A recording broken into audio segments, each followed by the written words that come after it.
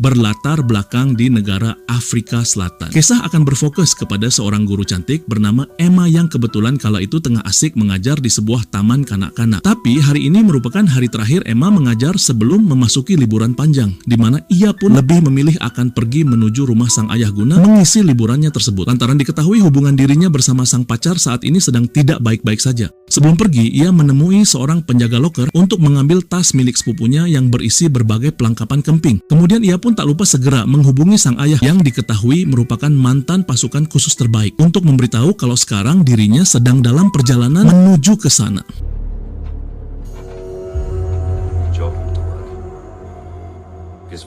Sementara itu, di tempat lain tampak sekelompok orang yang tengah mengemasi berbagai paket barang haram ke dalam mobil. Kelompok tersebut dipimpin oleh seorang pria yang biasa dipanggil dengan sebutan Bosman, di mana saat ini mereka berniat akan segera membawa semua barang haramnya ini menuju ke perbatasan untuk diedarkan di sana.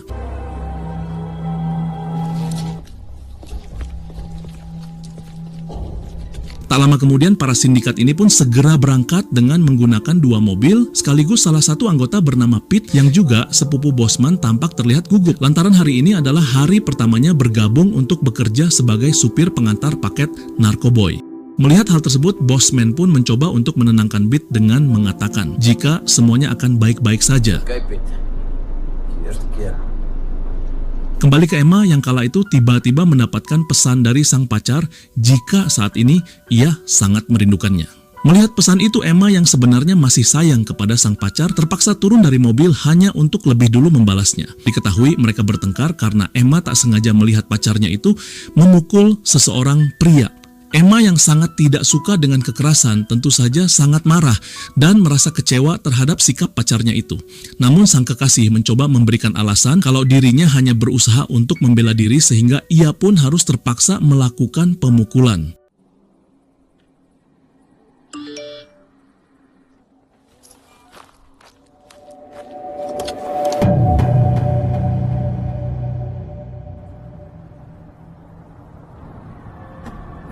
Di tengah-tengah perjalanan, seorang petugas kepolisian tiba-tiba menghentikan mobil yang sedang dikendarai oleh Pete.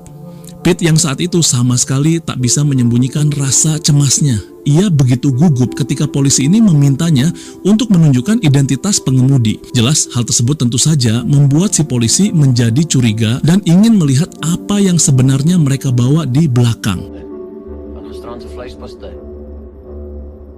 Tak lama kemudian, anak buah Bosman yang berada di mobil satunya lagi juga telah tiba di sana dan langsung mencoba mengalihkan perhatian si polisi ini dengan berpura-pura menanyakan arah jalan.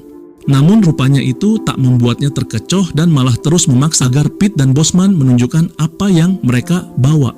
Hingga pada akhirnya mereka pun saling mengarahkan senjatanya masing-masing. Dan si polisi yang sadar jika dirinya sudah terpojok, ia pun memilih untuk menyerah dan meminta kelompok Bosman agar mereka bersedia melepaskannya, sambil berjanji jika dia tidak akan pernah mengatakan apapun perihal kejadian ini. Berbeda dengan Bosman yang tentu saja tak mau ambil resiko dan meminta anak buahnya untuk segera melumpuhkan polisi tersebut. Bosman, vad är fuck? Vad sker med de dun? Selanjutnya mereka pun membawanya masuk ke sebuah lokasi yang dianggap sepi jauh dari jalanan utama. Disusul oleh Emma yang juga ternyata melewati jalur yang sama. Bahkan sialnya mobil Emma tiba-tiba malah mogok tepat di lokasi yang sangat dekat dengan komplotan Bosman berada saat ini.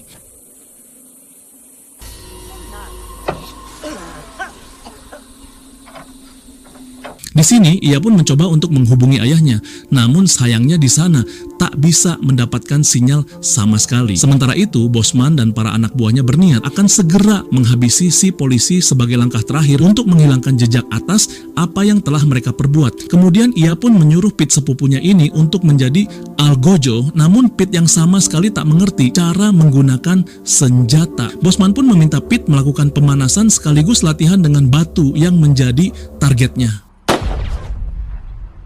Ternyata suara tembakan barusan terdengar sangat jelas oleh Emma.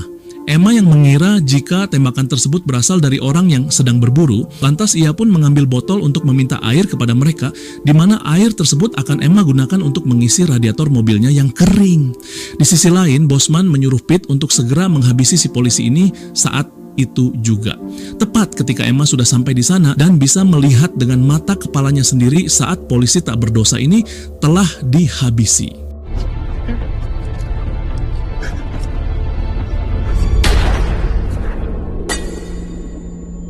Pemandangan barusan tentu saja membuat Emma menjadi syok sampai ia pun tak sengaja menjatuhkan botol hingga pecah. Dan akhirnya mereka pun seketika langsung menyadari keberadaan Emma lalu segera mengejarnya.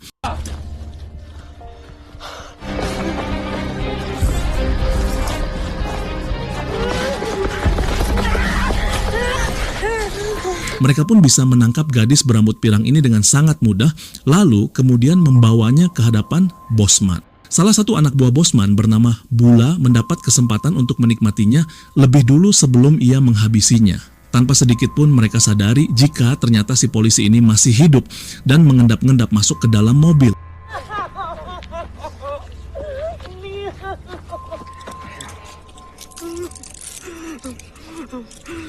Saat mereka yang fokus melihat Bula yang sedang bercocok tanam, tiba-tiba harus dikagetkan oleh si polisi yang berhasil melarikan diri menggunakan mobilnya. Kemudian para anak buah Bosman pun berusaha keras untuk terus mengejar polisi tersebut sambil melepaskan beberapa tembakan yang ternyata tak mampu menghentikannya. Sementara Bosman sendiri memilih menaiki bukit untuk mencoba membidiknya di atas sana dengan menggunakan senjata sniper.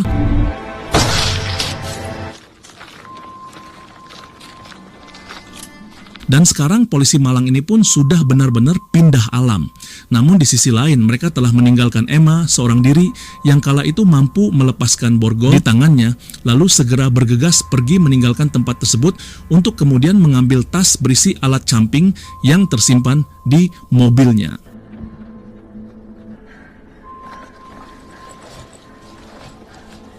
Bula yang kembali lebih awal, ia pun tampak terkejut ketika dirinya mendapati Emma telah berhasil meloloskan diri. Tak lama kemudian, Bosman dan yang lainnya pun berdatangan di sana. Di mana di saat itu, Bosman begitu sangat marah setelah mengetahui jika Emma telah berhasil melarikan diri, yang tentu saja membuatnya khawatir. Karena tentunya Emma merupakan satu-satunya saksi hidup atas kejahatan yang sudah mereka perbuat. Sehingga tak ada lagi alasan apapun bagi mereka selain harus cepat menangkapnya kembali.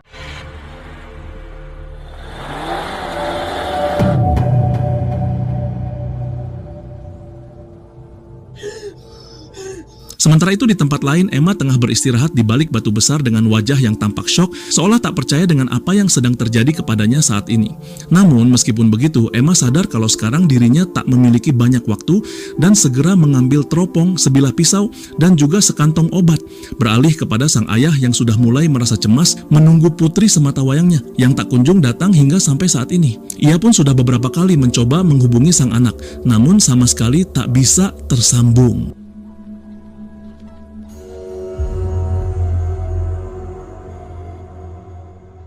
Sementara itu, salah satu anak buah Bosman bernama Bas berhasil menemukan kartu identitas Emma di dalam mobilnya yang mogok dan mengetahui jika ternyata Emma berasal dari kota sebelah sambil melaporkan kalau sepertinya Emma sudah membawa telepon miliknya dan juga sebuah tas.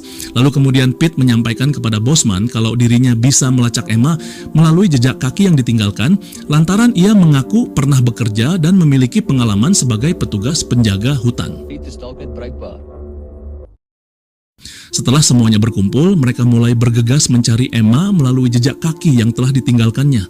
Namun sebelum itu, Bosman meminta Jay untuk menghapus jejak kaki yang ada di sana agar tidak ada orang yang mengikutinya.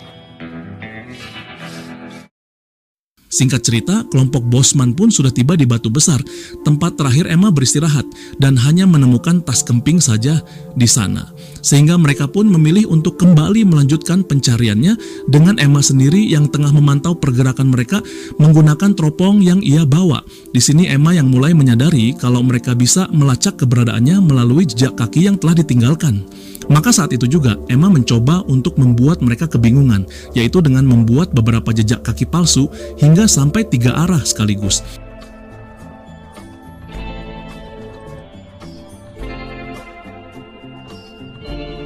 Ternyata benar saja cara tersebut mampu membuat Pete menjadi bingung jejak kaki mana yang harus mereka ikuti.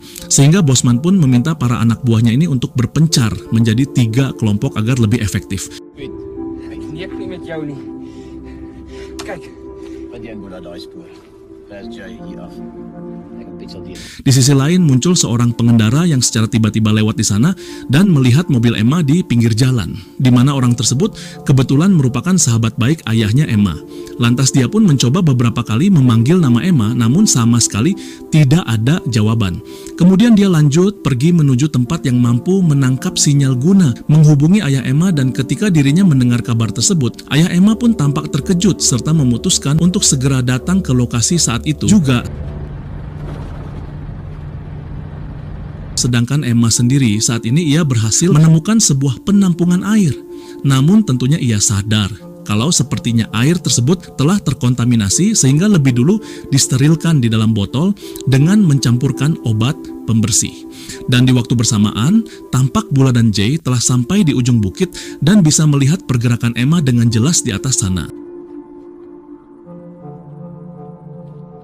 Saat itu Jay pun berniat akan segera mengabari yang lainnya. Namun Bula yang tak ingin kehilangan kesempatan untuk kedua kalinya, ia pun berusaha melarang Jay agar jangan buru-buru melaporkannya kepada Bosman. Karena rupanya Bula ingin lebih dulu menikmati Emma setelah gagal di kesempatan pertama tadi. Kemudian ia pun minta Jay supaya menunggunya di sini, sementara dirinya akan pergi turun ke bawah seorang diri menghampiri Emma. Di sisi lain, sang ayah kini sudah tiba di lokasi tempat mobil Emma berada dan langsung memeriksa area di sekitar, di mana ia pun seketika bisa mengetahui kalau sudah ada seseorang yang telah sengaja menghapus jejak kaki. Bahkan di sini ia pun dapat menyimpulkan jika sepertinya ada sekitar 5 atau 6 orang pria yang tengah mengejar anaknya saat ini. hieroor. Emma ook. Mendengar hal tersebut, sahabat ayahnya pun langsung menyarankan agar lebih baik mereka segera meminta bantuan pihak kepolisian. Namun sang ayah menyampaikan jika percuma saja mereka melapor polisi, lantaran ia merasa bahwa pihak kepolisian tak akan banyak membantu. Dan malahan sang ayah nampak tak begitu merasa khawatir kepada Emma, karena sejak ia masih kecil, sang ayah sudah melatihnya berbagai keahlian militer. Menurutnya Emma merupakan seorang anak yang sangat fokus, tekun, rajin menabung dan tahu bagaimana cara bertahan hidup, sekaligus memiliki keunggulan dalam melakukan pertarungan jarak dekat. Tapi meskipun begitu, Emma masih mempunyai satu kekurangan, yaitu ketika menggunakan senjata api, dia buruk dalam hal kemampuan menembak. Kembali ke Emma yang harus tiba-tiba terkejut oleh kemunculan Bula sambil menodongkan pistol kepadanya. Di sini Emma pun memohon kepada Bula agar bersedia membiarkannya pergi, lantaran Emma tak suka dengan kekerasan dan juga tak ingin sampai melukainya. Mendengar hal tersebut, tentu saja Bula pun hanya tertawa lepas, karena pastinya yang menganggap kalau Emma hanyalah seorang gadis biasa yang lemah tanpa bisa berbuat apapun terhadap dirinya. Lalu yang terjadi.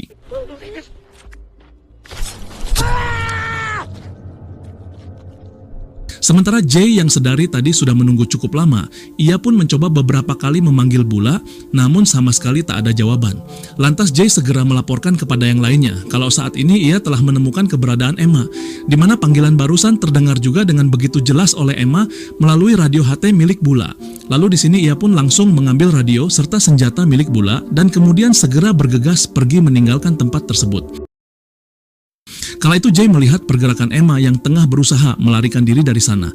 Lantas ia pun segera menuruni bukit untuk mencoba mengejarnya. Namun tiba-tiba langkahnya harus terhenti ketika mendapati Bula sudah terkapar di atas tanah dengan kondisi sudah almarhum.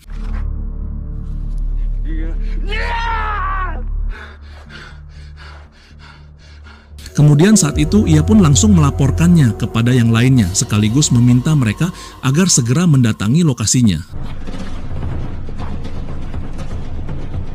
Sê asseblief vir my, jy sien Bula se radio naby jou en dis kom jy alles uitpas. Tepat di bawah sebuah bukit berbatu, Emma menghubungi mereka melalui radio milik Bula. Dan dengan berani, ia pun menantang mereka untuk menangkapnya dalam waktu 2 jam. Lantaran jika para sindikat itu tak mampu melakukannya, maka Emma pun mengancam akan melaporkan kelompok Bosman kepada pihak kepolisian dengan menggunakan radio milik Bula. Tak lama kemudian datanglah Bosman dan para anak buahnya di tempat Bula tergeletak. Mereka yang kehausan tanpa ragu langsung minum air yang ada di penampungan. Kecuali Bosman yang justru mulai tampak khawatir dan berpikir jika Emma bukanlah gadis sembarangan. Sementara di sisi lain, Jay yang sudah sampai lebih dulu di Bukit Berbatu berusaha mencari keberadaan Emma di sana dengan penuh kehatian, tanpa ia sadari kalau wanita pirang yang sedang ia cari kini tengah berada di atasnya. Lalu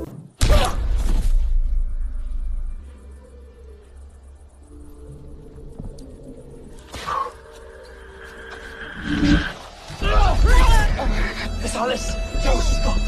Jou skuld.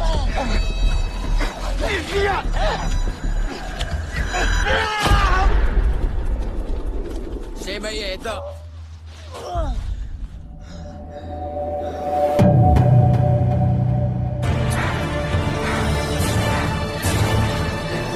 selanjutnya Emma pun turun ke bawah untuk menuju ke pemukiman kosong, disusul oleh kelompok Bosman yang ternyata sudah berada cukup dekat di belakangnya. Saat itu mereka pun bisa dengan jelas melihat pergerakan Emma di bawah sana, di mana Bosman pun langsung mencoba untuk membidiknya, namun beruntung tembakan yang meleset. Di waktu bersamaan, air kotor yang telah Pete minum sebelumnya kini mulai bereaksi hingga membuatnya tampak melemah. Lalu kemudian Bosman menyuruh ketiga anak buahnya ini untuk bergerak mengejar Emma ke pemukiman kosong tersebut. Sementara ia sendiri akan tetap berada di sana untuk mencoba membidiknya dari kejauhan sekaligus melindungi mereka dari Emma jika ia melakukan serangan tiba-tiba.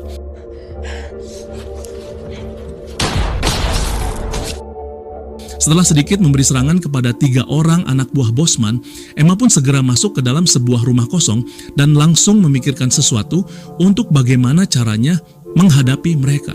Beliau pun diikuti oleh Jay dan juga Bas yang mulai berpencar merangsak masuk ke setiap rumah kosong yang ada di sana. Namun tidak dengan Pete yang memilih menunggu di luar lantaran kondisinya tampak semakin melemah akibat air kotor yang sebelumnya ia minum. Hingga tiba-tiba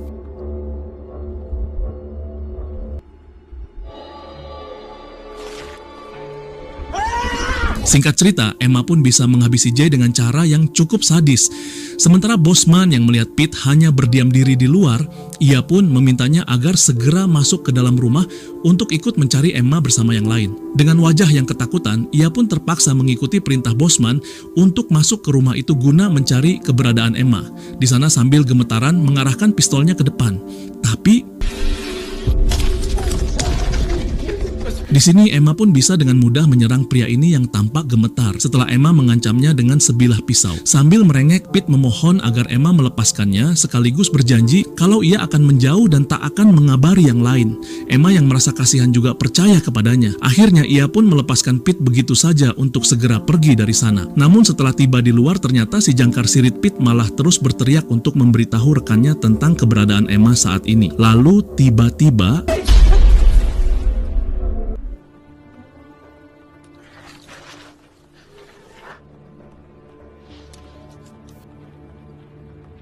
Emma pun masuk ke dalam sebuah rumah kosong di sebelahnya yang merupakan tempat Bas berada. Dan Bas langsung menyadari kalau Emma baru saja masuk. Lalu ia pun mengecilkan volume radionya. Sementara itu Bosman mulai merasa kesal setelah tak ada jawaban anak buahnya yang menjawab panggilannya. Sehingga ia pun memutuskan untuk turun ke bawah ikut mencari Emma tanpa mengetahui kalau 2 orang anggotanya telah dihabisi. Kembali ke dalam rumah, Bas yang sedari tadi mencari keberadaan Emma. Akhirnya ia pun menemukannya lebih dulu dan berhasil membuatnya terkejut hingga perkelahian antara mereka berdua pun tak bisa dihindari lagi.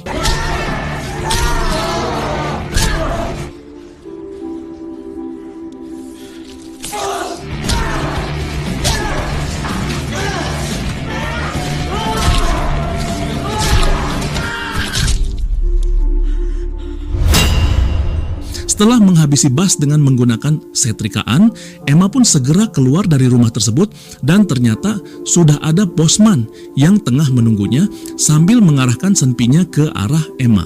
Namun rupanya ia pun tak ingin langsung menghabisi Emma dengan mudah begitu saja dan malah memilih menantang Emma untuk melakukan pertarungan senjata bergaya koboi agar lebih greget hingga inilah yang terjadi.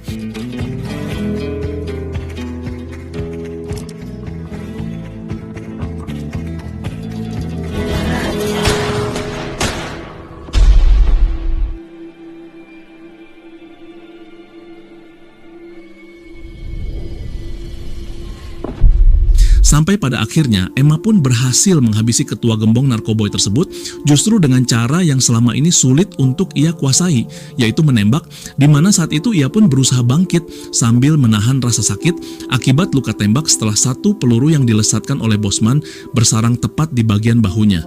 Dan dengan begitu, film pun tamat.